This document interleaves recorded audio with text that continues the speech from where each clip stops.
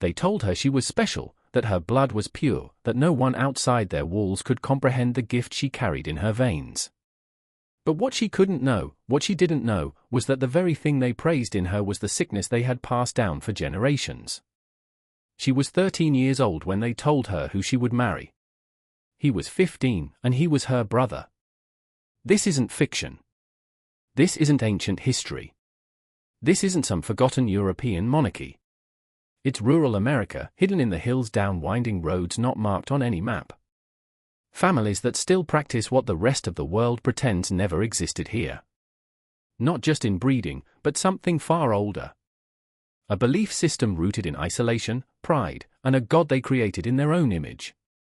For outsiders, it's easy to look away, to mock, to dismiss it as the remnants of uneducated people trapped in poverty. But if you dare to look deeper, you will find something worse. These families weren't just surviving. They were protecting something, preserving it.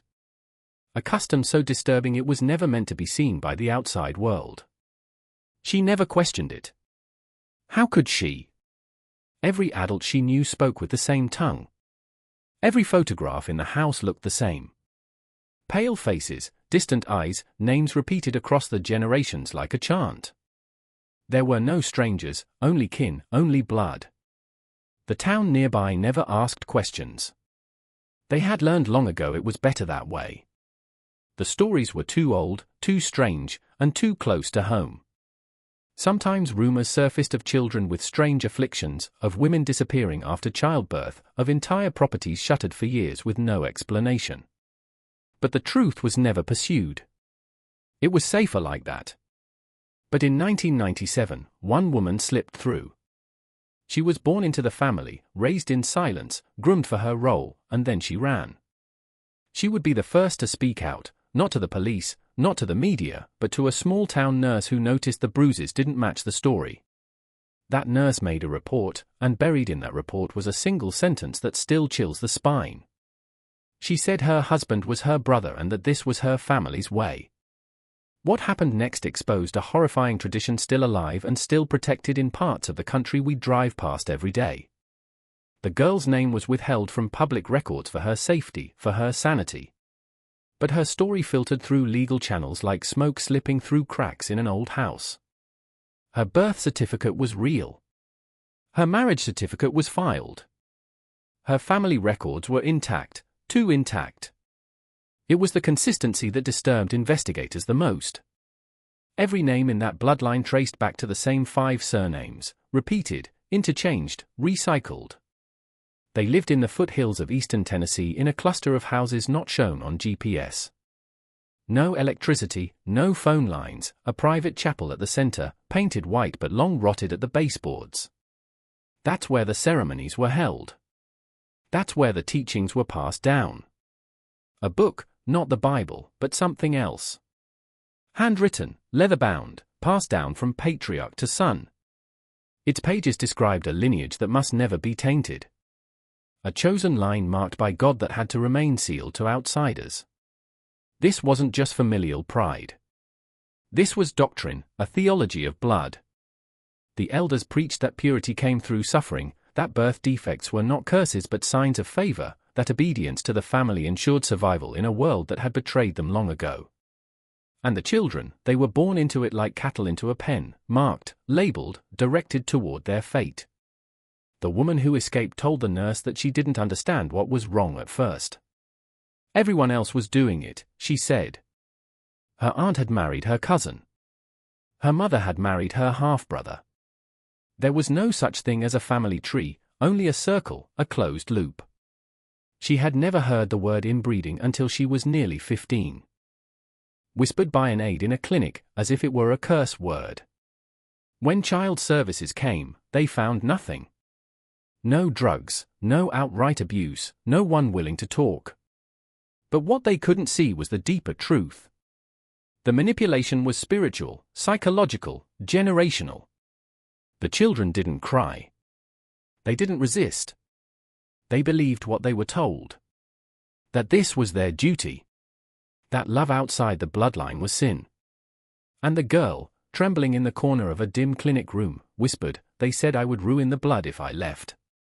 That was the moment officials realized they weren't dealing with simple neglect. They were standing at the edge of something ancient, something ritualistic, a living echo of America's forgotten horrors. Authorities couldn't prove much, not without cooperation, and no one inside the family was talking. The girl was placed in protective custody under a false name, but her mind had already been shaped by the doctrine. She didn't know how to live outside the bloodline.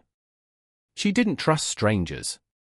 She asked more than once if her brother was being punished, not for what he did to her, but for being denied her. That was love, she'd been told. That was faithfulness. That was tradition. Her story was quietly shelved, buried in sealed court records.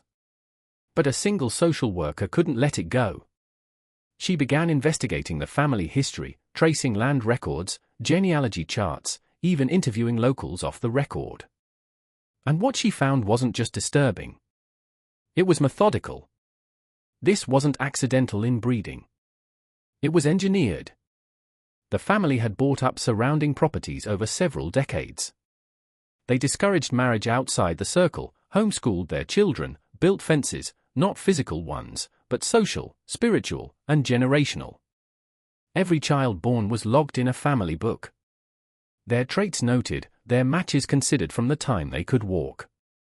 She's a strong one. Might go to David's boy, one elder reportedly said, referring to a girl barely 5. Some of the boys were groomed to be patriarchs, quiet, devout, emotionally absent.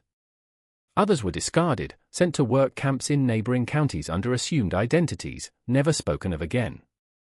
The girls were different. They were raised like vessels, taught obedience, silence, scripture. Not the scripture you know, but one rewritten in their own dialect. One verse read, "Thy brother is thy mirror.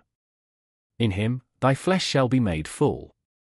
Genetic counselors later called it a closed-loop reproduction system.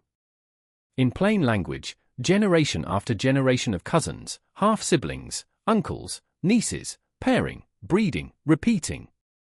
Some children were stillborn, some born with cognitive delays, some with deformities, but that was seen as the price of purity. They believed they were preserving something ancient, something the outside world had lost. The most chilling detail, the family had records of all of it. Meticulous journals written in cursive going back nearly 120 years. Names, pairings, birth outcomes, medical conditions, notes on temperament. They weren't hiding it. They believed in it, and they were proud. By the time this truth began to surface, it was already too late. The damage had been done, not just to bodies, but to minds, to souls. There was one name that kept appearing in the records. Sarah May. She wasn't the girl who escaped. She was someone older, a ghost in the lineage, mentioned again and again in the journals, always with reverence and fear. The entries dated back to the 1930s, some written in black ink, others in brown that looked more like dried blood. Phrases like Sarah May's line must be preserved and the blessed womb shall not wander appear beside notations of births and pairings. Sarah May, as the social worker eventually pieced together, was the matriarch of this doctrine. Born in 1912, married at 13, gave birth to her first child at 14, her own half-brother's son. Over the course of her life, she bore 11 children, 5 of whom died before the age of 5. The rest were raised under her rule. But she wasn't passive. She wasn't brainwashed. She was the architect. According to an old neighbor, one of the last people to leave the area before the family bought up all the surrounding land. Sarah May believed she had been chosen by God during a vision in childbirth. She reportedly claimed that an angel had appeared, telling her that only her blood was clean enough to preserve the truth of Eden. Everyone else, she said, was contaminated by modern sin. She rewrote the Bible by hand, removed verses, added others, and most chilling of all, she had a punishment system for unfaithful blood. Girls who refused their assigned matches were locked in the root cellar for days, fed only bread and water, made to memorize scripture until their voices cracked. Boys who disobeyed were beaten not for violence but for looking beyond the property line. It's believed Sarah May died in 1983. But her rules didn't die with her. Her journal became scripture. her bloodline sacred and her name unspoken in the family but still worshipped. The girl who escaped in 1997 said that as Sarah May's great-granddaughter, she had never heard her name aloud. But when she was shown a photograph during therapy, her voice trembled. That's the woman above the altar. They didn't hang a cross in the chapel. They hung her portrait. Sarah May wasn't just a matriarch. She was a prophet, a tyrant, a designer of generational control. And long after her death, her reach still shaped the minds, the wombs, and the marriages of children not yet born. By now, you might be wondering, how does something like this survive? How does it remain hidden in modern America with its cameras, clinics, and child welfare systems? The answer isn't a lack of law. It's the silence of culture. These families don't trust outsiders. And more importantly, outsiders don't want to know. Law enforcement agencies quietly admit that deep rural cases often go unresolved for reasons of jurisdiction, staffing, or simply danger. Social workers are warned not to push too far in communities like these, not for fear of legal trouble, but because those who ask too many questions tend to get answers that unravel them. In 2001, a local pastor who tried to intervene in that same county vanished after giving a sermon about the blood of the lamb being twisted by man. His car was found a week later, parked on the shoulder of a mountain road, keys still in the ignition, no body, no follow-up. His congregation never spoke of him again. And here's where the horror sharpens into something almost spiritual. Outsiders don't just fear these families. Some admire them. Off-grid groups, anti-government sects. There are whispers, always whispers, that this kind of generational blood purity is viewed by certain fringe circles as a kind of strength, a return to old ways, to the land before corruption. There's a reason these families aren't caught. It's because they aren't entirely alone. They are protected not by any official order, but by the unspoken pacts of rural life. You don't ask what happens on someone else's land. You don't knock if there's no mailbox. And if a family buries their own dead behind their house, you simply look the other way. One neighbor, when asked why no one ever reported the strange rituals, simply said, "That's their way. Always been." So when the girl escaped, when she whispered her story to the nurse, and that nurse whispered it to the county, she wasn't just breaking family code. She was shattering a system built over a century of quiet complicity. And yet the family still lives on, still in the same area, still raising children, still pairing names in journals. The girl's escape didn't burn the house down. It just let in a crack of light. If you're still watching, you're already braver than most. Tell us in the comments. What would you have done if this was your bloodline? Years passed. The girl, now a woman, never returned. But the land did not forget her. A strange thing began happening in the years after her escape. Fires, small ones at first, a shed, a barn. Then one winter, the chapel itself.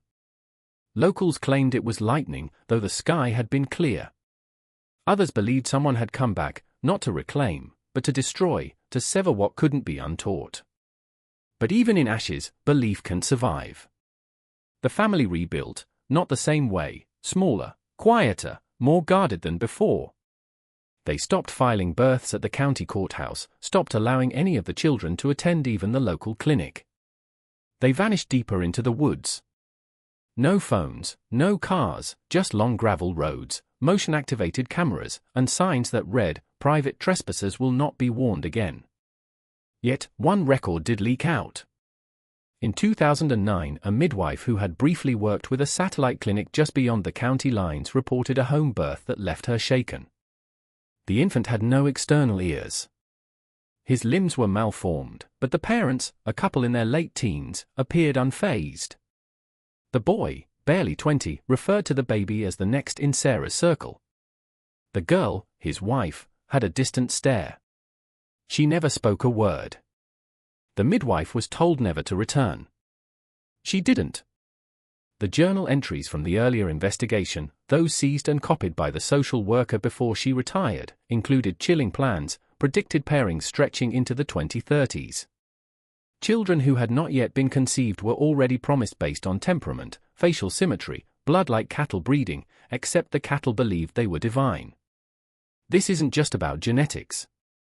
It's about control, about belief systems so deeply embedded that reality becomes irrelevant.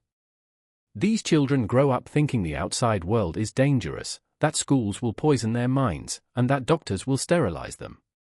That the only safe hands are those of their own kin, even if those hands harm them. And somewhere deep in those hills, a new girl is being told the same words. You are chosen. You are pure. Your blood must never mix with the world. She doesn't know it yet, but her husband has already been chosen. He lives 3 doors down and he is her brother. Maybe you want to believe this ended. That the girl who escaped sparked some reckoning, some investigation that finally tore the rot from the roots. But that's not how these stories close. Not in America. Not in places the census skips and the mail trucks avoid. What survives in the dark does so because it knows how to hide in plain sight, wrapped in flags, in faith, in family. Today, the last known trace of that bloodline is a weather-beaten sign at the edge of a dirt road. No name, just a painted symbol, a circle wrapped by a line. It's not on any map. No street signs lead to it, but those who grew up nearby know what it means. Keep out. When state officials attempted to reinvestigate in 2012, they were met with silence. No children visible, no clear signs of occupancy, and yet fresh laundry on lines, smoke from chimneys. One agent swore he saw a child watching from the woods, pale face, blank eyes, holding something close to her chest like a doll or a book. She vanished the moment she was seen. What scares people most isn't the deformities. It isn't the inbreeding. It's the faith. The belief that this is not only acceptable but necessary. That blood isn't just biology. It's doctrine. That love outside the family is heresy. That to break the chain is to die alone and damned. And if you listen, really listen, you'll find echoes of this belief far beyond that Tennessee hillside. In secluded communities, in fringe cults, in online forums that speak of genetic purity with chilling devotion, it's the same seed, same sickness, passed from hand to hand under the guise of tradition. The girl, the first to flee, never gave interviews. She changed her name, started over. But in her journal, uncovered years later by a trauma counselor, she wrote one final entry. I still dream of the chapel, of the portrait watching, of the voice that told me to obey. Sometimes I wonder if I left or if I just became the first exile of a kingdom that will never stop building walls. This is not a story of the past. It's a living wound. And somewhere out there, the next ceremony is being prepared. A girl is being dressed in white and her brother waits at the altar.